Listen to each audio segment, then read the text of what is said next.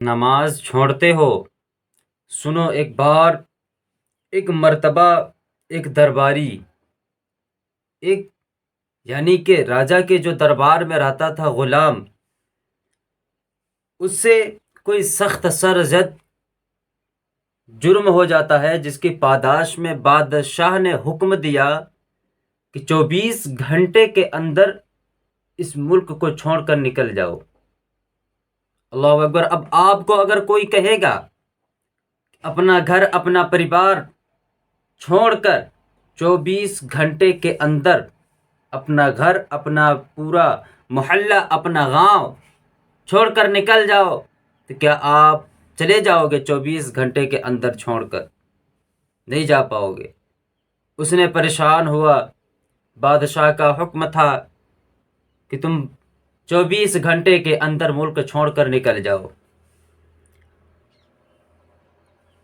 اس نے 24 گھنٹے کے اندر اس ملک کو چھوڑ کر نکل جاؤ۔ درباری گھر لوٹ آیا اور مایوس ہو کر پریشان ہو کر بیٹھ گیا۔ یہ سارا واقعہ اس کی بیٹی دیکھ رہی تھی، جو کہ بے حد ہی عقل مند تھی، پڑھی لکھی تھی۔ اس کے پاس گئی اور سوال کی، ابو جان، آپ یوں حیران و پریشان کیوں بیٹھے ہیں؟ آخرکار ماجرا کیا ہے؟ آج سے پہلے آج تک میں نے کبھی بھی آپ کو ایسے حالت میں نہیں دیکھا ہے۔ آخرکار ماجرا کیا ہے؟ اس نے اپنی بیٹی سے کہا، اے میری لختے جگر، آج تو جی بھر کے دیکھ لے، جتنا چاہے آج تو مجھ سے جی بھر کے باتیں کر لے، آج میں تجھ سے جدا ہونے والا ہوں۔ اللہ اکبر! جب اتنا کہتا ہے، آپ خود احساس کریں کہ جب باپ ایسا بولے گا تو بیٹی کے دل میں کیسا لگے گا، کس طریقے سے بیٹی کے دل پہ گزرے گا۔ اتنا کہتا ہے، بیٹی تڑپ جاتی ہے، کہتی ہے، ابو جان، آپ مجھے کیوں جدا کر رہے ہیں؟ آپ مجھے کیوں جدا کر رہے ہیں؟ کیوں دور کر رہے ہیں؟ آپ ایسی مایوسی کن باتیں کیوں کر رہی ہیں؟ آخرکار بات کیا ہے؟ بات تو بتائے صحیح کہ بات ہے کیا، کہ آپ ایسی بکھری بکھری باتیں کر رہے ہیں۔ باپ بولا، بیٹی، بات کرتے ہوئے میرے دل پہ چھریاں چل رہی ہیں۔ سن بیٹی، مجھ سے فلاں جرم سرزد ہو گیا ہے۔ بولا، سن میری بیٹی، مجھ سے فلاں جرم سرزد ہو گیا ہے۔ بادشاہ طش میں ہے، اس نے مجھے حکم دیا کہ 24 گھنٹے کے اندر اس کے ملک سے نکل جاؤں، اور اتنے کم وقت میں ملک چھوڑنا ناممکن ہے۔ جب بادشاہ کے سپاہی مجھے یہاں موجود پائیں گے تو پکڑ کر لے جائیں گے اور بادشاہ مجھے مروا دے گا۔ یہ بات سن کر بیٹی مسکرائی۔ اب دیکھیں، یہ بات سنی تو بیٹی مسکرائی۔ باپ بولا، بیٹی، میری تو یہاں جان جا رہی ہے اور تم مسکرا رہی ہے۔ ہاں، ظاہر سی بات ہے، اگر کسی کی جان جا رہی ہو اور آپ مسکراؤ تو برا تو لگے گا ہی۔ اس کے باپ کو بھی لگا۔ اس نے کہا کہ بیٹی، میری یہاں جان جا رہی ہے، میں تڑپ رہا ہوں، میں پریشان ہوں، اور تو ہنس رہی ہے، تو مسکرا رہی ہے، تجھے ہنسی آ رہی ہے۔ بیٹی بولی، ابو جان، آپ فکر نہ کریں، انشاءاللہ بادشاہ آپ کا بال بھی باںکا نہ کر پائے گا۔ بادشاہ آپ کا بال بھی باںکا نہ کر پائے گا۔ آپ بے فکر ہو کر اطمینان سے سو جائیں۔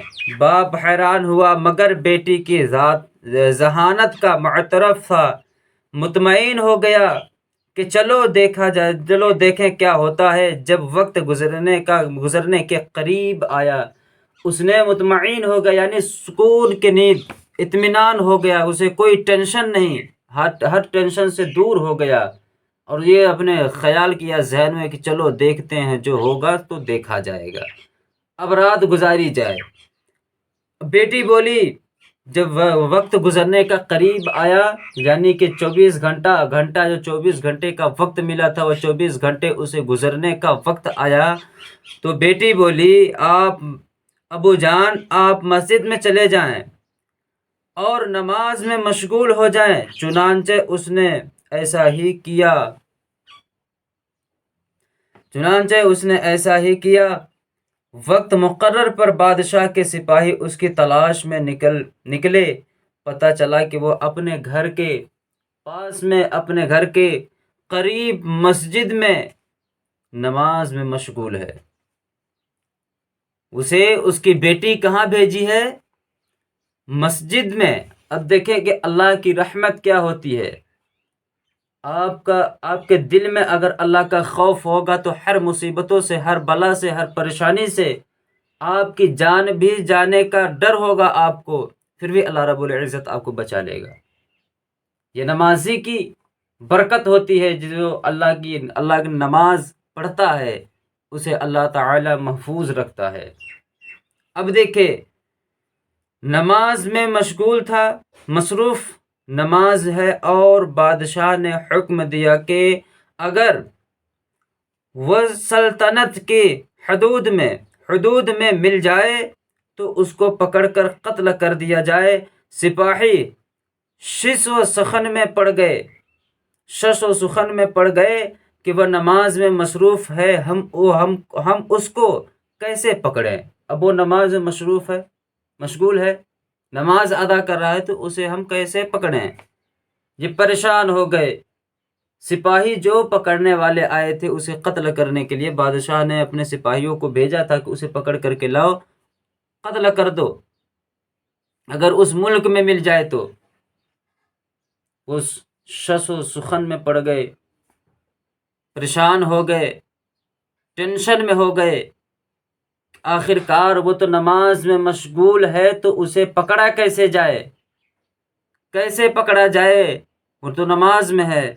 اب آگے دیکھیں، بادشاہ کے پاس اس نے سپاہیوں نے پریشان ہو گئے کہ وہ تو نماز میں مشغول ہے تو کیسے پکڑے؟ پھر بادشاہ کے پاس حاضر ہو کر انہوں نے صورت حال پیش کی۔ بادشاہ نے علماء کرام سے مشورہ طلب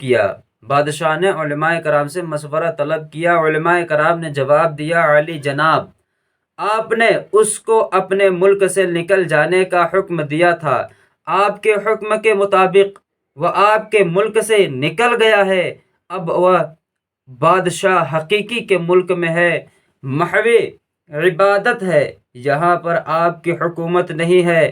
بادشاہ بے بس ہو گیا اور اس نے احکام قتل بھی واپس لے لیا، اور اس طرح نماز کی برکت سے اس شخص کی جان بھی بچ گئی۔ اللہ اکبر! دیکھیں یہ کس کی رحمت ہے، یہ کس کا کرم ہے۔ اللہ نے چاہا، آخرکار بیٹی تو پڑھی لکھی تھی، بیٹی نمازی تھی، اس نے اپنے باپ کی جان بچا لی۔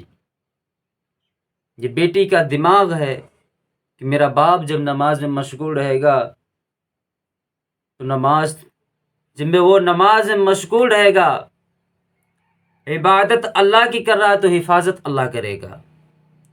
آپ غلامی اپنی محمد کے قدموں میں ڈال دو اور محمد کی محبت تمہیں کامیاب کر دے گی۔ وہ محبت ہوتی ہے کہ جو کہ دنیا میں بھی آپ کا سر اونچا کر دے گی اور آخرت میں بھی آپ کا سر اونچا کر دے گا۔ یہ محبت ہے، جو محمد سے محبت کرے گا وہ کامیاب رہے گا، دنیا میں بھی اور آخرت میں بھی۔ لیکن جو دنیا کا حسن ہے اس کے پیچھے جو پڑے گا وہ دنیا میں بھی برباد ہو جائے گا، آخرت میں بھی برباد ہو جائے گا۔ میرے عزیزو، غور کیا کرے، کبھی اپنے قدم کو جب اٹھایا کرے غلط طریقوں پر تو اللہ کے رسول کو یاد کر لیا کرو کہ کعبہ شریف میں کون ہے اور مدینہ شریف میں کون ہے۔ کہ شاعر کہا ہے کہ اٹھ کے جاؤں کہاں مدینے سے، لکھنے والا شاعر لکھتا ہے کہ اٹھ کے جاؤں کہاں مدینے سے، کیا کوئی دوسرا مدینہ ہے، یہ عاشق کی ہی آواز ہوتی ہے۔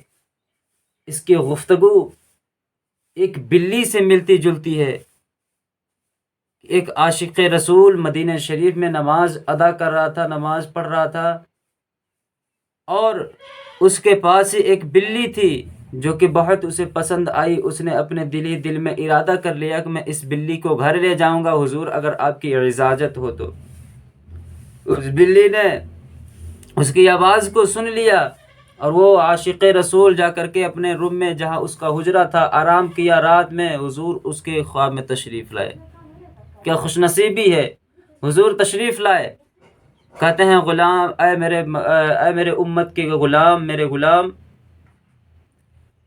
تم نے کیا اس بلی کو گھر لے جانے کا ارادہ کیا؟ اے میرے عاشق، کیا تو اس بلی کو گھر لے جانے کا ارادہ کیا ہے؟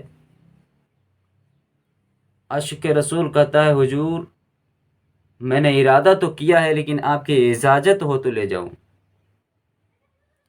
حضور فرماتے ہیں کہ سن، جب سے تو یہ ارادہ کیا ہے کہ میں اس بلی کو اپنے ساتھ اپنے گھر لے جاؤں گا، تب سے وہ بلی میرے روضے پہ آ رہی ہے، باہر آ جا رہی ہے، پھر آ رہی ہے، پھر جا رہی ہے، اور کہہ ایک ہی بات رہی ہے کہ اٹھ کے جاؤں کہاں مدینے سے، اٹھ کے جاؤں کہاں مدینے سے، کیا کوئی دوسرا مدینہ ہے؟